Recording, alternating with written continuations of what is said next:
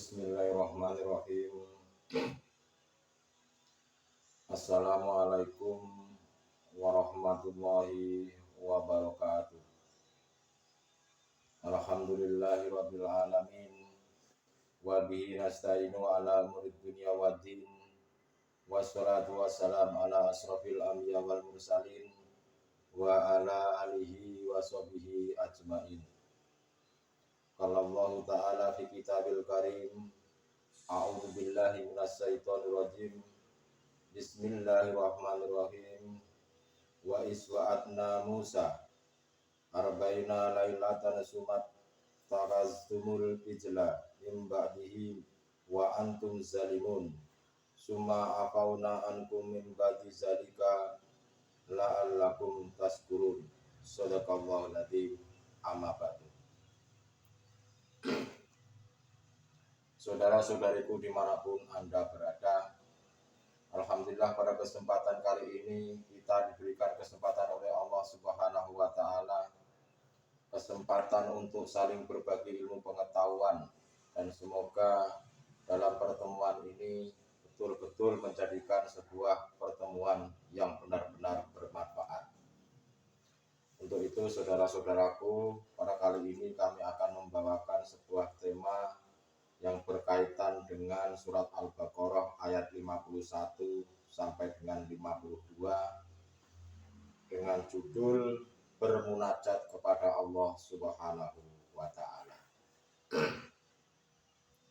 Saudara-saudariku dimanapun Anda berada, bahwasanya ketika Allah ini memerintahkan kepada Nabiullah Musa alaihissalam, di mana perintahnya itu adalah untuk bermunajat kepada Allah. Di mana hal ini, jika Nabi Musa alaihissalam itu mau melaksanakan bermunajat kepadanya selama 40 hari atau selama 40 malam, maka Nabi Musa akan diberikan sebuah wahyu oleh Allah Subhanahu wa Ta'ala berupa yaitu kitab Taurat. Dan ketika Nabi Musa alaihissalam itu melakukan munajat ke Gunung Tursina, para pengikut-pengikutnya Nabi Musa ini ternyata ingkar terhadapnya, dan mereka telah melaksanakan sebuah sesembahan terhadap anak sapi. Dan saat ini pun ada yang dimana masih mendewakan anak sapi tersebut. Dan itu adalah merupakan sejarah Nabiullah Musa alaihissalam pada saat Nabi Musa bermunajat ke Gunung Tursina. Ternyata mereka melakukan penyembahan kepada anak sapi. Dan hal ini adalah merupakan sebuah isyarah, merupakan sebuah sanepan, di mana kita ini harus mengetahui apa sih sebetulnya di dalam Al-Quranul Karim yang terkandung di dalamnya itu.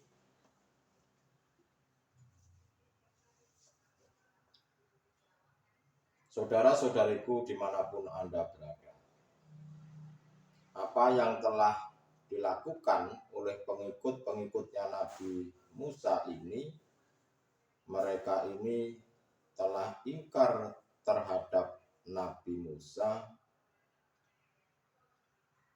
Karena atas peringatan Nabi Musa, janganlah engkau melakukan sesembahan selain daripada Allah.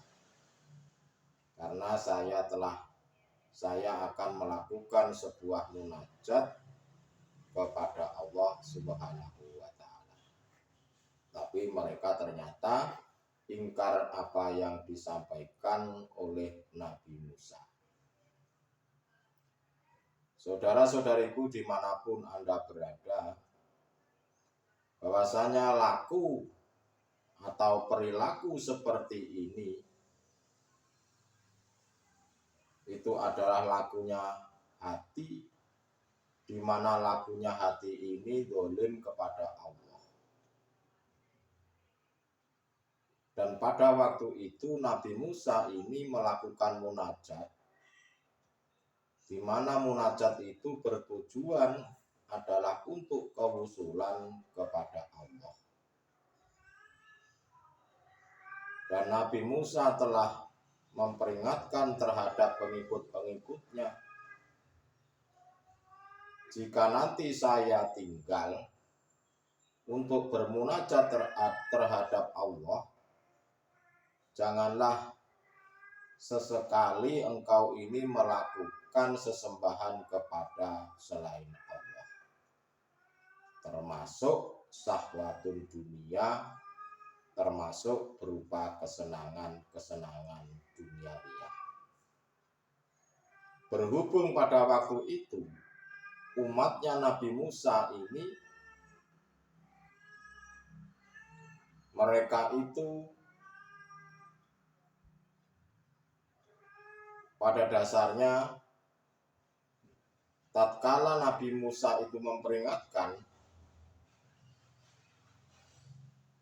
dan merasa tidak ditungguin oleh Nabi Musa,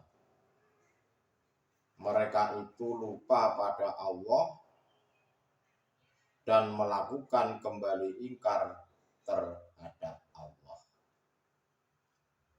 Itu sebetulnya adalah golongan orang-orang yang munafik. Dalam bentuk apa mereka ingkar ini terhadap Allah ini? Dalam bentuk mereka itu menyembah selain Allah, yang kami maksud adalah syahwatun dunia. Walaupun di sini dikatakan di dalam Al-Qur'anul Karim itu mereka telah menyembah selain Allah yang berbentuk patung anak sapi. Sebetulnya ini merupakan sebuah isyarah. Lalu setelah kepergian Musa dan kamu menjadi orang dolim, kemudian kami memaafkan kamu setelah itu agar kamu bersyukur. Seolah-olah sebetulnya apa yang dilakukan umatnya Nabi Musa ini, mereka itu seolah-olah taat kepada Allah, tetapi sebetulnya hati mereka itu telah ingkar terhadap Allah.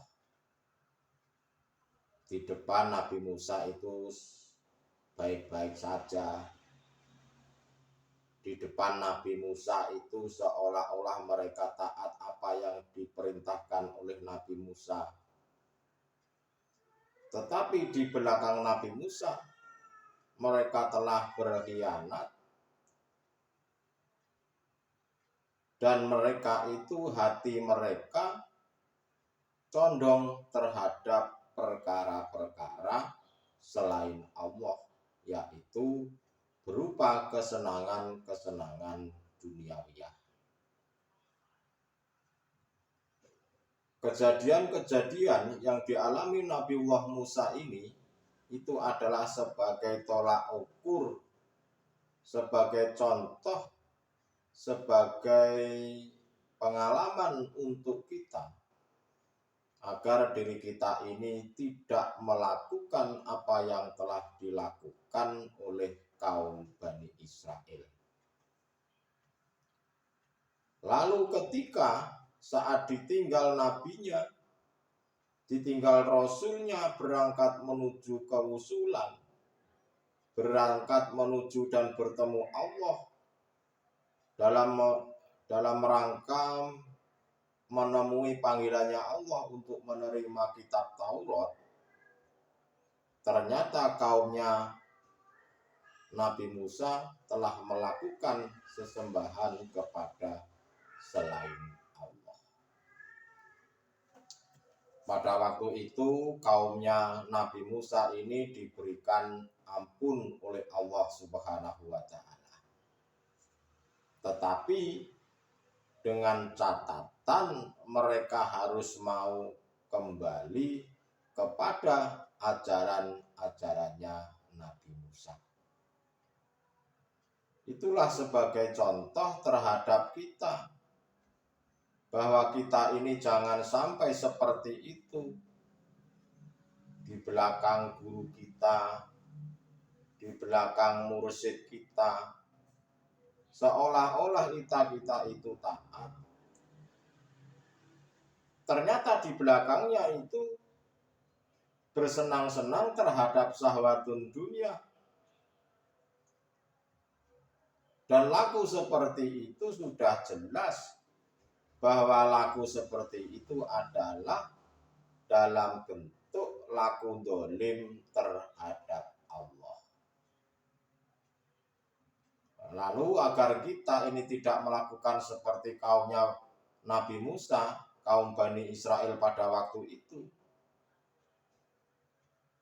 yang dimana kaumnya Nabi Musa telah dolim, agar kita tidak melakukan seperti itu, maka kita harus melakukan selalu bermunajat dan selalu senantiasa untuk berbicara kepada Allah dalam keadaan, situasi, kondisi apapun di dalam kehidupan kita sehari-hari ini. Kita ini harusnya selalu bermunajat kepada Allah, berzikir kepada Allah, mengingat terhadapnya, agar diri kita ini tidak ingkar seperti kaum Bani Israel pada waktu itu. Agar kita ini tidak condong terhadap syahwatun dunia, termasuk kemakhlukan yang segala-galanya itu. Yang kita lakukan itu adalah zikir selalu di dalam hati kita. Gunakanlah hatimu untuk selalu berbicara kepada Allah.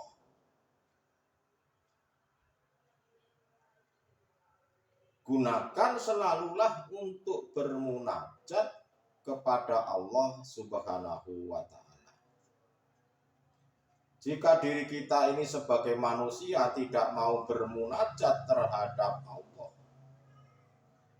hati kita tidak selalu digunakan untuk berbicara kepada Allah, tidak mau menjaga talinya Allah, maka itu sudah pasti akan diseret oleh hawa nafsu dan akan dicap laku dolim terhadap Allah.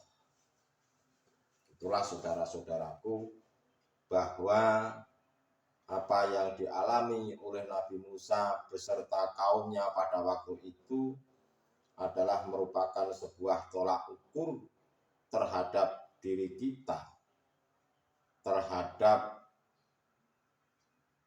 khususnya buat saudara-saudara kita, agar kita ini tidak melakukan perbuatan-perbuatan dolim seperti apa yang dilakukan kaum Bani Israel. Ya, intinya apapun keadaan kita, bagaimanapun kondisi kita, kita harus selalu bermunajat, kita harus selalu berzikir kepada Allah Subhanahu wa Ta'ala. Itulah saudara-saudaraku, bahwasanya hakikat daripada yang kami nukil dari surat Al-Baqarah ayat 51 dan 52 tadi, di mana kita diingatkan oleh Allah supaya tidak seperti apa yang dilakukan kaum Bani Israel, menyembah syahwatun dunia. Untuk itu sekali lagi saya ingatkan, tetap selalu bermunajatlah kepada Allah, berzikirlah kepada Allah dalam keadaan situasi dan kondisi apapun. Baik di dalam pekerjaan, di dalam rumah, atau dimanapun kita berada. Kita selalu bermunajat kepada Allah. Itulah saudara-saudaraku pada kesempatan kali ini. Semoga sedikit, yang penting mudah-mudahan bermanfaat. Terima kasih atas kehadirannya. Saya ucapkan akhirul kalam. Wabillahi taufiq wal hidayah. Wassalamualaikum warahmatullahi wabarakatuh.